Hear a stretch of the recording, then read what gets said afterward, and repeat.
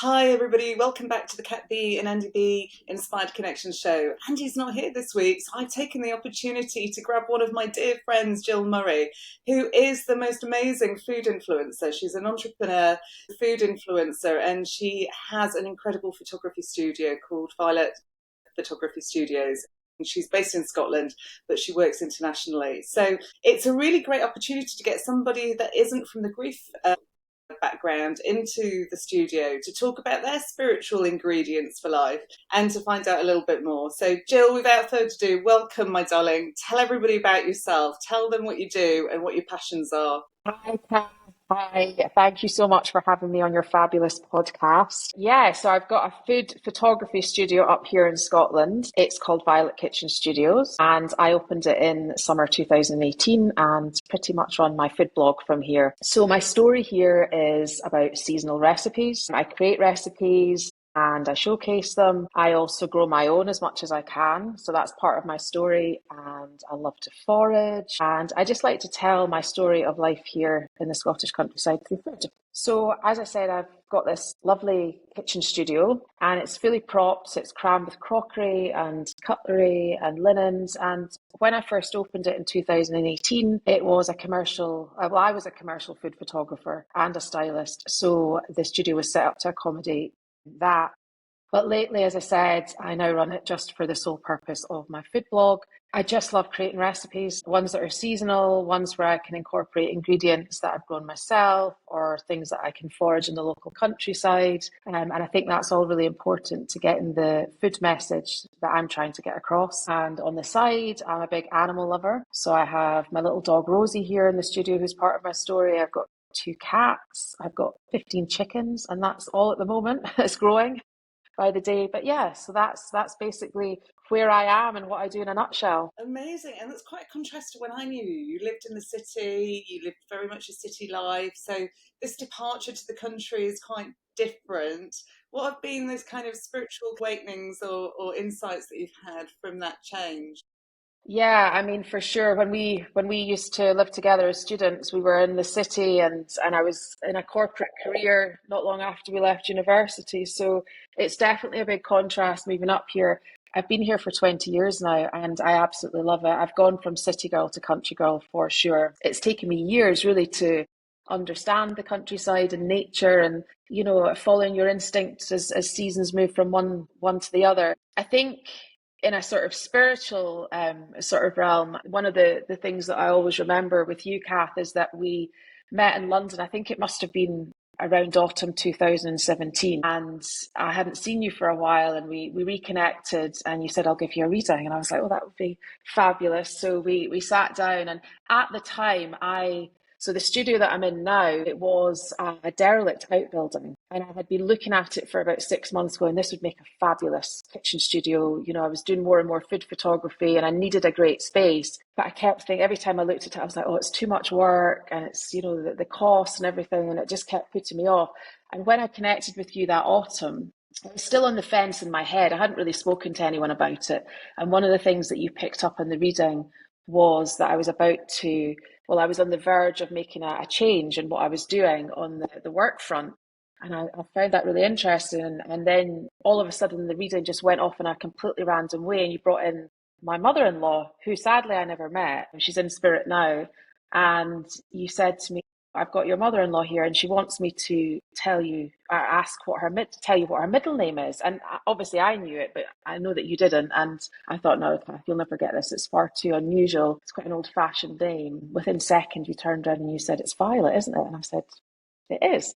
And then the reader went back to the studio or back to my sort of work thing. And later on at the end, I said to you, that was amazing how we spoke about. I said, this is what I'm planning to do. I've got this old outbuilding. I'm not sure whether I should do it or not. I said, but funny you brought up my mother-in-law. I said, and you brought up her name, her middle name. And as soon as we started speaking about it, I just knew that the message was I had to call my studio Violet Kitchen Studios. And as soon as I said that to you, you nodded and you said, yes, she's here and she wants to be remembered. And so that had such a massive meaning I to me thought at the this time.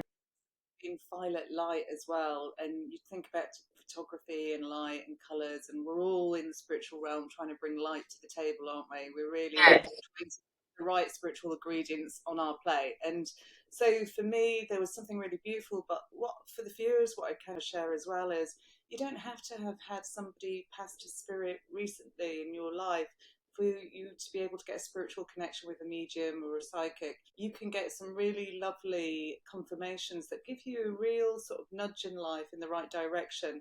I'm not big into sort of prediction work, but I love guidance work. I love when the spirit will say your soul could take this direction and the result would be, or your soul could take this direction and this would be the outcome. I think there are certainly moments where that are pivotal to some people. You know, some people give me feedback and say, just like you, Jill, that they've had something in their mind and they've thought about doing something and they've sat there procrastinating perhaps, or just reflecting on it, or thinking really hard, or talking themselves out of it sometimes. And so actually, although the medium may only reflect back what's already in their soul or in their heart, it's enough for them to realize that and have confidence in what they're hearing, in their own intuition, to be able to take action. And I think the spirit will do quite a lot of that work sometimes, actually. I see it frequently in readings where they'll just push somebody to bring those dreams to the surface and make them aware that those dreams are important, which is really, really cool. But I think as well, like what was really lovely there as well, you'd never met your mother-in-law. She wanted to give you a blessing and say welcome to the family, which must be a really lovely sort of feeling, because you never knew moving into the family what her thoughts would be and how she would embrace you. And I just thought, what a beautiful message or welcome. And then set up a studio in her name, which has, I think, in fairness, since you did that, been really successful. And I watch your videos. I watch your videos though, and what I wanted to say is, for the grief community watching, don't be scared to look outside of the box. We might have 101 books on grief, but when you're in grief, you need inspirational stuff as well. And if you want to look at something inspirational, Jill's little videos on Violet Kitchen Studios are incredible. You can see them on Instagram. She will literally go out foraging. She will find things in nature and then she will create the most incredible table spreads. If you want to have a look at the autumn one with all the apples that she used to create the most amazing hosting space, a garden party with beautiful table and all decorated, you'll see what I mean. For me, I don't know if this resonates with you, Jill, but when people go through depression or difficult times, they can lose their confidence. Struggling to get through life can be really challenging. Food is a really easy way in. Frequently, we don't want to eat when we're feeling down or we overeat. And so getting balance can be a bit of a challenge. But food can give you a sense of achievement, because when you're feeling you can't complete anything, when your mind is foggy with grief and you can't get anything done, getting inspirational recipes, seeing somebody create something amazing, and then actually just taking a simple recipe and from the beginning with the raw ingredients from nature right into the actual pot and eating it, or maybe even serving it and sharing it, that breaking bread moment of everybody being gathered around the space together and talking, devices down, you know, let's Yeah, get all for that sure. technology for a few minutes and just spend time with one another. I mean, Yeah. it's invaluable, isn't it? Yeah, absolutely. I mean, I think, if you're going through a challenging time, food is such a source of comfort and connection. And, I think food, especially when you can share your journey, and I don't just mean online, I mean, in person as well with family or friends, it just fosters such an amazing social connection. But in my opinion, food and meals, it just spreads happiness, really, and satisfaction. And I mean, the power of social media is phenomenal now. And I think, if you are on your own or you're feeling isolated or lonely, it's a great platform for being able to do this online too. Choosing a recipe and cooking it, for me, it does so many things. I'm just thinking personally, from my own point of view, you're developing a skill, you're promoting healthy eating habits, you're creating a sense of fulfillment, and it's a mood booster, and it boosts your self-worth as well. So food is just this amazing connector. And, whether that is in person or whether it's online, it can be either. And I think that's, why I love doing what I do, is having this online community and hopefully brightening up somebody's day with just a great recipe that people see and it inspires them to get their aprons on, and or maybe not. If you're a guy, maybe, I don't know, do guys wear aprons? I think everyone does. The growing your own thing, as you were saying, I love that.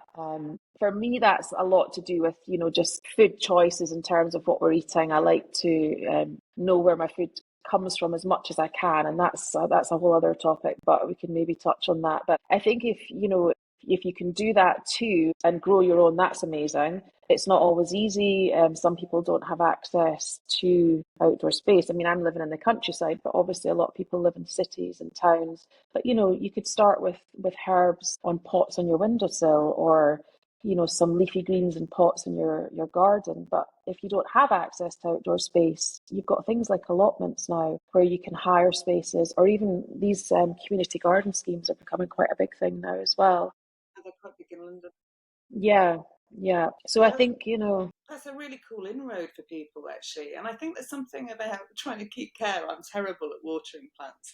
So I think even the effort of keeping something alive, caring for something and nurturing it is a sense of achievement, but also is a beautiful thing when you see it leaf or flower or grow, or you get to trim it back and enjoy it as part of the food. There is a certain sense of satisfaction that you put some of that love into the growth of that plant, and that you've got a connection with it. So you've got an actual connection to the ingredients. I love that your inspired connection came through reading. Have you had any other inspired connections in your life that have led you, to make key choices or key decisions in your life, Jill? definitely, definitely. I think, you and I, Kath, have always had these conversations about how you have this super amazing talent.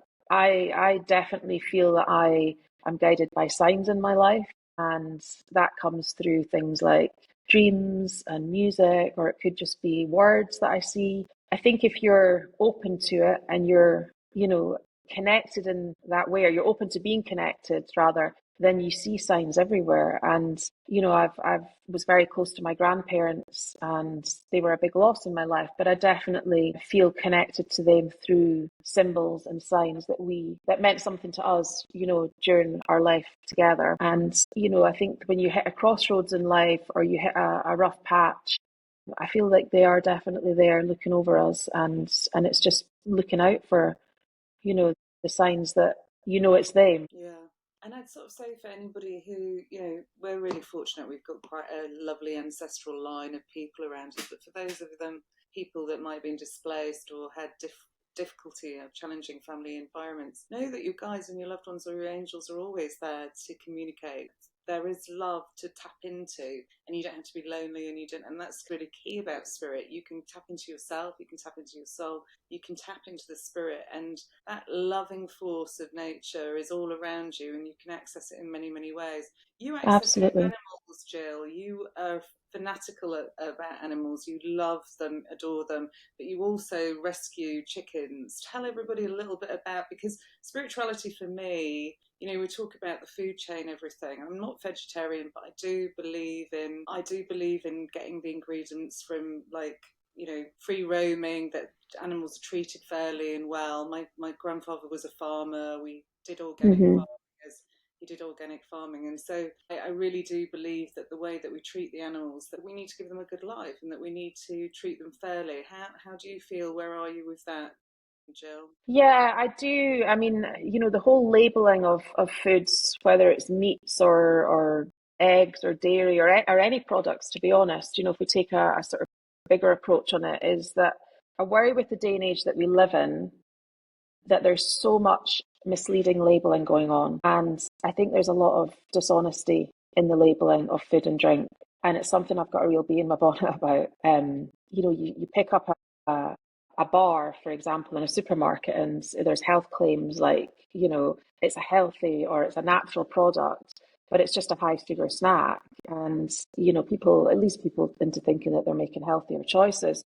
When it comes to the sort of animal products, I'm vegetarian, but my family eat meat, so I'm happy to cook with meat. I'm just very careful about where I source my products from. When it comes to, labeling on dairy or eggs, that's the only clue that we're given into the life of the animal. But to be honest, it's often just so confusing, and it's all marketing techniques. I'll give you an example.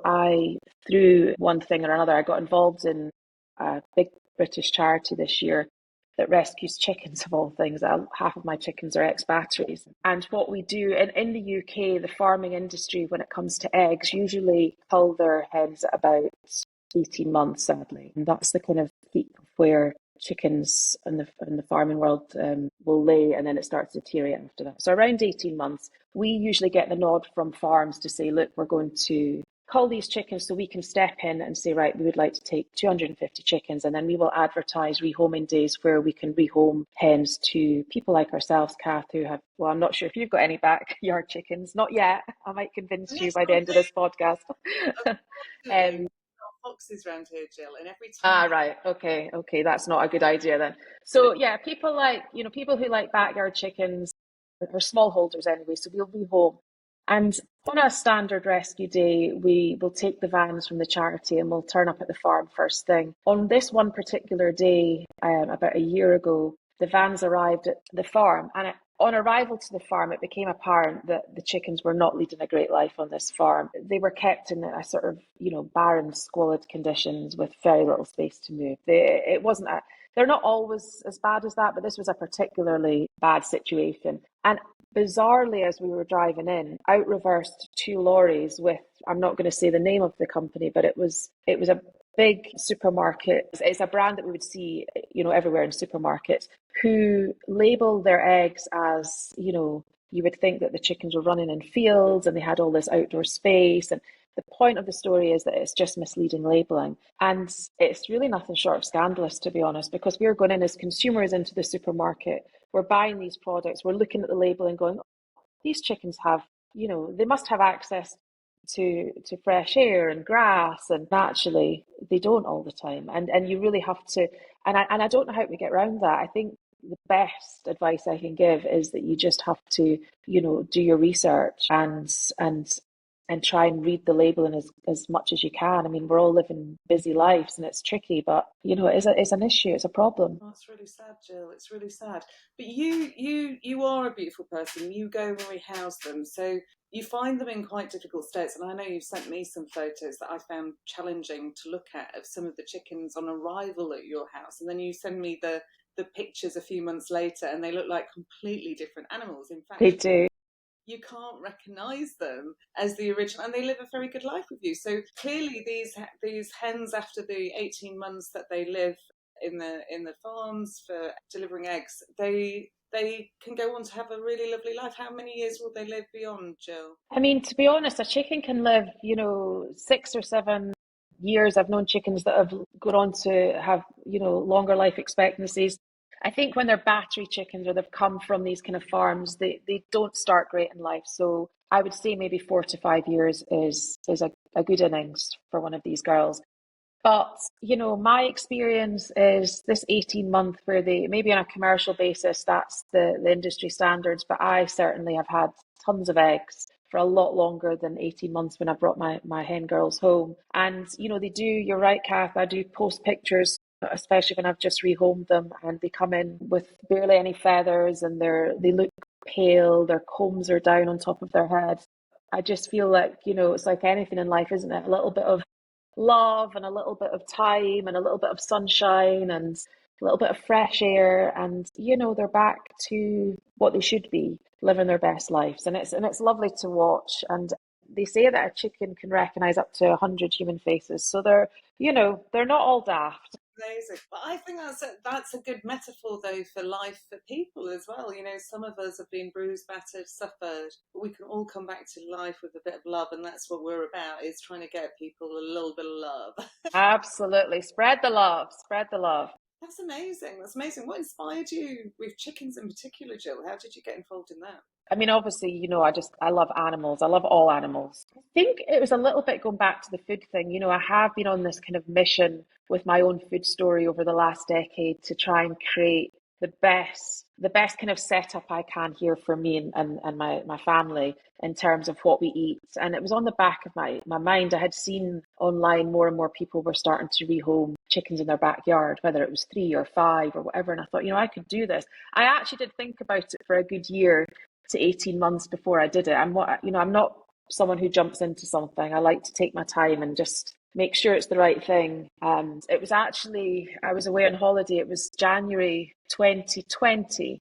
And I thought, I'm doing this. I'm going to come back from holiday. I'm just going to go and I'm going to buy the omelette, which is the coop, and I'm going to get the setup and I'm going to rehome 5 chickens. And it's the best thing I did. And I'm really glad I did do it in January 2020, because a few months later, when we were locked down, they kept me going. COVID. Did Yeah. kids go and collect the eggs and things like that as well? Yeah, it's great every day. I mean, they don't lay so much in the winter, but definitely in the summer, I'm getting about 11 eggs a day at the moment, which is more than we need. They go to a lot of family and friends as well. Oh, that's lovely. That's lovely. You said something there about the animals that really sort of resonated with me. One of the previous podcasts we had Warren Nolan's dad on, and his wife and himself were talking about being the best version of themselves. That since their son died, they just want to be the best versions of themselves. They want to do him proud and they want to really serve his memory. And I suppose, in a way, food is about being the best person, because if you eat healthily, your body's going to be healthily. It doesn't take a lot to say the more organic or fresh or free range the product, the better that your health is going to be. We want to be looking for less kind of, you know, chemical products in our food chain. We want to be trying to sort of reduce the amount of dependency we have on processed foods, don't we? And that way we keep ourselves healthy, because when you're healthy in general and life is going well, food can still be the challenge that tips you from one direction to the other. But equally, if you're in grief, your body, your chakras in your body, your energy centers, there's a reduced energy flowing through them in some occasions. I often see within my community broken heart syndrome. I see cancers arise, particularly around the heart and the chest, from the loving sort of center of the body. I've got many friends that have had incredible challenges after the loss of loved ones close and dear to them. But food can be a source of, it can be a tool in the spiritual journey, can it not, to help rejuvenate the body or give it more energy during a time of need. So when we are suffering, that's when we really do need to get the good ingredients in. And yet, unfortunately, it's often the time where our food intake fluctuates. We either reduce it or we overeat in order to find comfort. And so that can be really, really challenging. I mean, any advice for people listening around that, Jill? Anything that you would say? What do you think is, I mean, I know a lady in my community, she literally, one of the things that she does, which is really lovely, is she'll take food round to somebody that's lost a loved one, or she'll drop some groceries at the door if they're not up to seeing somebody. Simple things like that are things that we can do without the need for, you know, sort of any attention being drawn back to ourselves in a way. It's a very giving, loving thing to do, isn't it? Yeah, again, it goes back to that, that sort of fostering community, sense of community, isn't it? And having that, food, apart from the preparation of food, it's also just about the social, you could be sitting, as you say, drops food at somebody's door, or being able to sit with someone and have something to eat. And it's that whole social connection, I think, when you are going through a difficult time. And I think, going back to actually what we eat, it is so important to eat the best we can, especially when we're, as you say, we're going through a difficult time. Maybe we don't want to think about having to. It's difficult, isn't it, to drag yourself and do anything for yourself when you're feeling pretty much wretched, maybe. But you've got to keep your body healthy, and that is so important. And I think even if you're not somebody who naturally gravitates towards the kitchen, it's keeping it simple. And I do try with a lot of the recipes that I create is be mindful of other people. It's like, it's okay for me because I'm used to being in the kitchen all the time, but actually some people, I've got a friend I was chatting to the other week, and she said, yeah, I can't cook anything. And I said, that's not true. You can cook something. It can be simple. But yeah, I mean, it's just the life's full of ups and downs, isn't it? And it's Things that I've found though is if people can't cook, they can prepare food. They're good at preparing food. We all have to survive and we can all prepare food. There are some really simple salad recipes, aren't they, with tinned like peaches and cheese and salad that can be very simple to put together but look amazing in terms of colour. Sometimes seeing colour on your plate and the way that it's presented as well. It's an art in itself, isn't it? The colour and you the know, frequency. salad's the most simple thing to make. When you think about it, if you get a balance in that salad, you could have your leafy salad, you could add seeds in, you could add some nuts in, a really simple dressing. olive oil, balsamic, and a little bit mustard and a little bit salt. Whisk it together, pour it over, a little bit of protein on top. That's a really healthy meal, and it's super, super simple. Yeah, beautiful. Where do people find your recipes, Jill, if they want to go look at the work that you do and the photography that you do? Where do they find it? So the two main areas that I post, obviously on social, it's Instagram. So you'll find me at Violet Kitchen Studios on Instagram. And all my recipes are usually on all my posts, but also you'll find all my recipes on the blog page of my website, which is violetkitchenstudios.com. Amazing. Oh, that's fabulous. We've got some other stories that I wanted to kind of share because we've had many magical moments on it. You were key to one of my most significant moments when you came down, as you said, in about 10, 15 years ago. You came down for a Christmas event and we hadn't seen you for a couple of years. You've been travelling. And we all got together, all the university crowd, didn't we, in London, and we went for a meal. And I remember laughing to everybody saying, I'm working the next day, I can't be out late.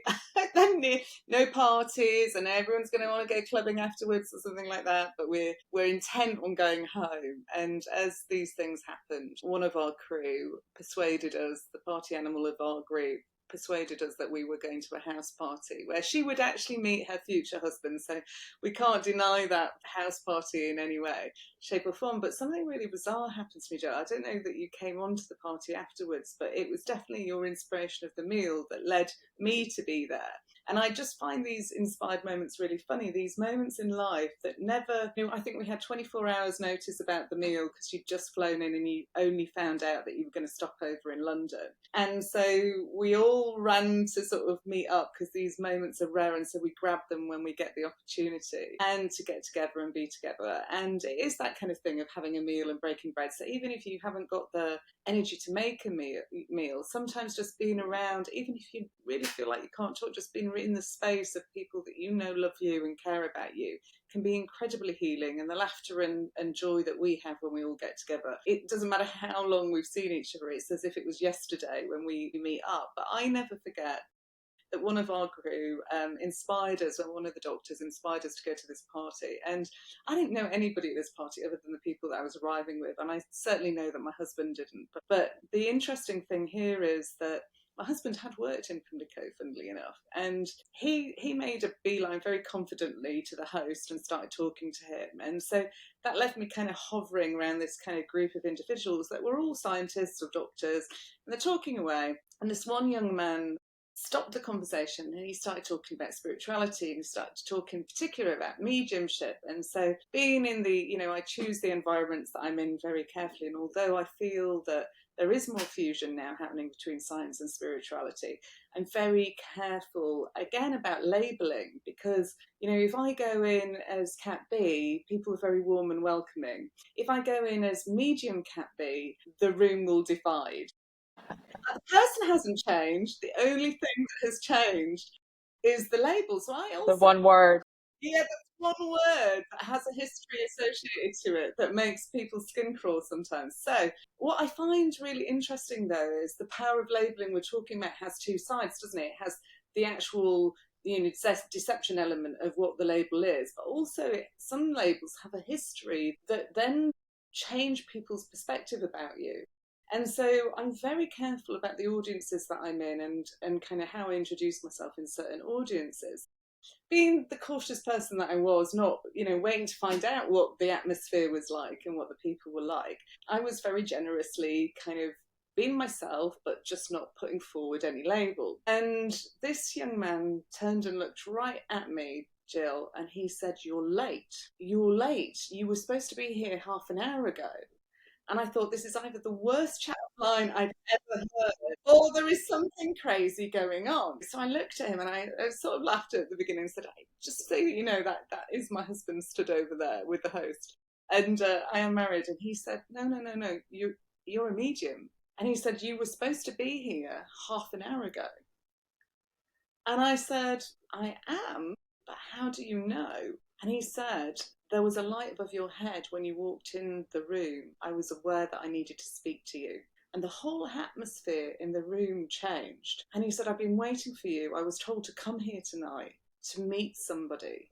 and that person is you. And I've got something for you. And he pulled out a card and he passed me this card from his pocket. And he said, you must go see this woman. And the card had a stage name on it, Jill. It was really unusual. It was actually an animal's name. And he passed me this card and I sort of chuckled and laughed and I kind of put it in my pocket and I forgot all about it. But this conversation went on for about 2-3 hours. And I forget, I don't think I met anybody else at the party. I was so kind of absorbed in what this young man had come to tell me. And, you know, my poor husband looked and he was like, he went to walk over and then he went, oh, you're one of those. Okay, just give it back to me when you finish the metaphysical conversations. And he kind of walked off and sort of left me to it.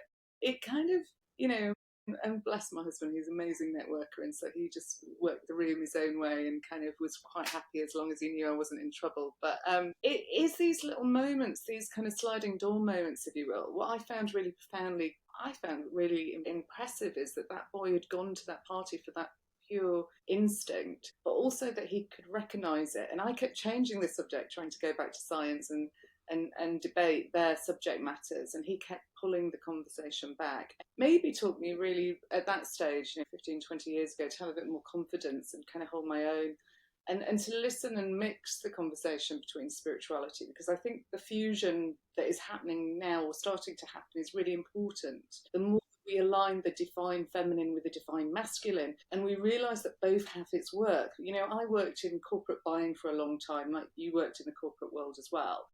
And I can make different decisions from using my intuition. I could say to somebody, well, I don't want to put all my money into that supply because I feel that supply is going to have problems in 3 months' time. I can't prove that they're going to have problems, but I feel it.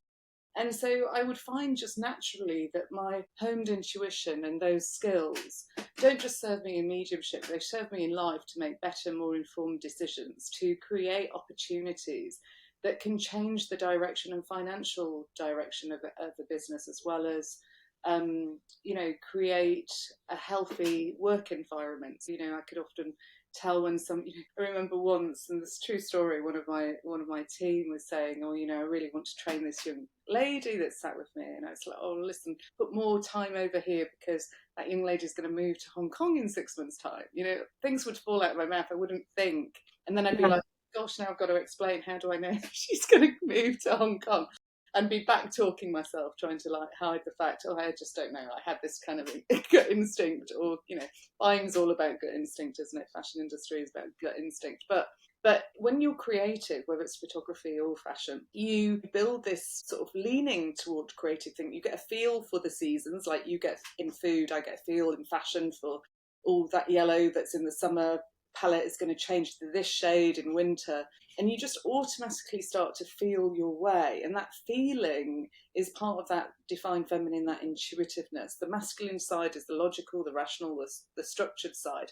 We need that as well. In buying, I had to work between both, but sure enough, there we go. The girl hands in a notice 6 months later and goes to Hong Kong, and then I'm having to explain to myself, how do I know that? And I was like, well, it's just a gut feeling. Maybe I overheard something, and I'm trying to sort of justify it in some way. But what I'm trying to illustrate is that sometimes in life, when we fine-tune our intuition, it can work alongside the masculine without us having to advertise it. And the labelling that we place on it is very, very important. It's the same skill that I have now that's developed further in mediumship, but it is in the business world. It helped me be one of the most successful buyers that I could be. It helped me deliver, double-digit profit, increase bottom line margins, make changes to structure while keeping the balance of people being happy and efficient, just like you are with animals. Yeah. And so I think, people need to be careful about labelling in general, because actually they miss an opportunity. And in some ways, Jill, I think the fool isn't us, that the person that's being judged or the situation that's being judged. It's other people, because they are missing the opportunity and really misunderstanding actually the power of intuitive thought and these inspired connections and how they can lead us into a happier space. It sounds to me that your inspired connection, the choosing of the name of the studio and your new life, has brought you a lot of happiness and joy, has it not? It has, Kath, 100%. And I was just, thinking when you were talking there that, you're my inspired connection, because I don't know if I would be here today if I hadn't had that catch up with you in London that day, if we hadn't sat down, everything's meant to be in life. I'm a big believer in, and you know, we're all here on a journey. I think I did manage in exchange for the reading to get some lovely photographs from you for my website. You Yeah. did take Yeah, for sure. Well, it was all worth it. But you photos, know, I believe. it's a fork in the road, isn't it? And it's a moment where you just bang. It was like one of those sort of wake up. And I thought I came away from that reading, and I thought I 100% have to do this. I mean, before I met you that afternoon, I was, you know, it was in the back of my head, and it was a will I, won't I moment, and it could have gone one way or the other. But actually, that was my path. That was where I was supposed to go, and I needed that inspired connection that day with you for you to bring through my mother-in-law and to validate the whole thing. And as soon as you said it, and as soon as I made the connection, I was thinking, why did she bring up the name? Why is Kath talking about, you know, this studio which you knew nothing about? As soon as I looked at you and I said, I think I know why that came together in that reading, and I said that to you, and you turned around and you smiled at me and you said, that is exactly what you're supposed to do. And I've got your mother-in-law here, and she's smiling. She just wants to be remembered and be part of the family. And that was everything for me. That was the moment that led me down this, and it's the best thing I've ever. I mean, I can't imagine not doing this now. You know, it's part of who I am, and What a beautiful way to memorialise it. You know, there's lots of different ways that the community memorialises their loved ones, you know, but what a lovely way to memorialise your mother-in-law, to actually do the incredible studio in her name and on the site, you know, of her properties and that you inherited. And so you've got these lovely way-ins and kind of links to her. I think it's beautiful. yeah. Have you ever experienced it, Jill? Have you ever felt a presence in the studio or anything, or not really? Do you know? I think for sure. I feel I've had lots of. I mean, I also had a situation with suicide in my family many years ago now, but at the time it was hard on the whole family. It happened twice actually in my family, and I feel like from a younger age right through to where I am today, I've always had feelings of connection to, you know, loved ones who have passed. And as I said, you know, earlier, that comes through symbolism or words or feelings, sometimes dreams. I'm always a believer that, you know, when you have a dream about someone who's on the other side, when you wake up the next morning, you might be able to validate this, Kath. I'm not sure this is just my thoughts, but I think when you wake up the next morning, you just know, don't you? It's just a dream, or it's like, boom, no, that felt like a visit. And I do think that you can tell as soon as you wake up sometimes from that. If you ever do a lucid dreaming course with me, you'll find that there are hundreds of classifications of types of dreams, but visitation dream does feel different. It feels very like you feel like you're in the lucid state of dreams. Everything feels very real, as if you're living it. Your hairs might even stand up on end because you feel as if you are having such a physical experience. And it could be that the frontal cortex of your brain is switched on, which is what happens in lucid dreaming. There is definitely something different about these dream visitations. I even get some slightly prophetic dreams where, if I've got a very important reading, I've noticed that spirit will often use my lucid dream ability to wake me perhaps half an hour or an hour before I'm due to get up, just enough to kind of wake me back to reality. And then I sort of drift back to sleep and then go into this lucid state because I've had enough REM sleep, and suddenly I'm aware of my dreams. And often they will give me, especially if it's traumatic passing or issue, they will give me the video so that I think they do it slightly so that I'm protected and that I'm prepared for what I'm about to do and I can manage it professionally a bit better, because we're all human and we can get emotionally involved in a storyline. But equally, I think sometimes the detail that they can project in the dream can enhance what I can do in the mental mediumship. So I think there are many, it's a bit like in cooking, there are many different tools that create the right recipe, whether you need to chop something, grate something, you know, the same is true of mediumship. I think it can come through different ways, and one way that is extremely powerful is dreams, and we all have them, so it's accessible to all of us. If you're not somebody that has great dream recall, you can certainly learn it. I can certainly teach you how to lucid dream and how to get more dream recall. I was somebody who never used to be able to recall dreams at all, Jill, but I too have had visitation. It's like you. I had one when we were in Edinburgh. A lady who I didn't even know came to me in a dream, and I remember it very distinctly because I felt like she was sat behind a table, and she was on one side of the table, and I was on the other, and I couldn't see anything else but bright white light. Couldn't even really make out the full picture of her. She just explained to me that she was a lady that was connected to me that was actually in a care home that my mum was supporting at the time. And she'd said that my mum knew her, and she gave some details about herself. And it actually turned out to be my best friend at the time's aunt, who'd been in this care home, and my mum had met her and had befriended her.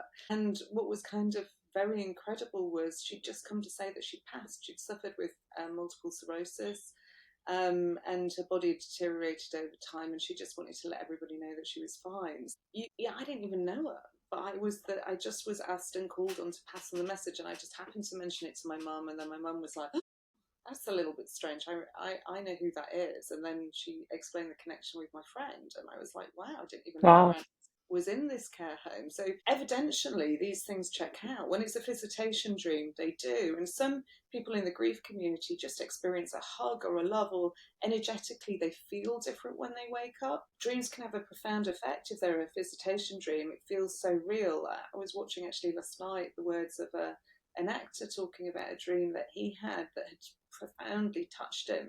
And what struck me about his words were the fact that he recalled everything in such minute detail. And I was like, when it's just a normal dream, you don't. You tend to forget it. When it's a visitation dream, he had a whole speech, you know? I was like, there's no way. No, there's definitely something in that. I mean, I've got, a handful of dreams that probably I reckon happened over 10 years ago, and I could give you the details. It's amazing. I could still recall those dreams and the details and the rooms, and that to me isn't just another random dream. You just wouldn't be able to do that, would you? No, you wouldn't, Jill. You wouldn't. It wouldn't have had that much of a profound impact, and it made you feel better, or it got you curious about something, or it drove you towards something. And validations, it was validations as well, and yeah. But I mean, Yeah, the studio space here is that this whole where I live is an old house, and the studio is near where I live, and it's an old building. So there's definitely been generations before me that have lived here, and I find that always quite fascinating. Even kitchen spaces, I always think about people have been cooking here for centuries, and I have a very good feel. I have a very good energy feel about my studio. I think that whatever is here, whatever has passed through here in previous generations has been all good. It's a nice calming. yeah, that's a good point actually. That we've never raised on one of these podcasts. Is that what do you do when a room doesn't feel great? You can use sound. You can use frequency to change it. You can use light. You can. Some people sage houses with white sage. They just providing you don't burn the house down. You just smoke the area. Sage and is one of the highest vibrational for herbs. So the idea is that you're putting the higher vibrational into the atmosphere. I have mine here. Ah, did you sage it before? Yeah, you see, it works. And I have my sometimes, sage. I believe in the power of thought as well.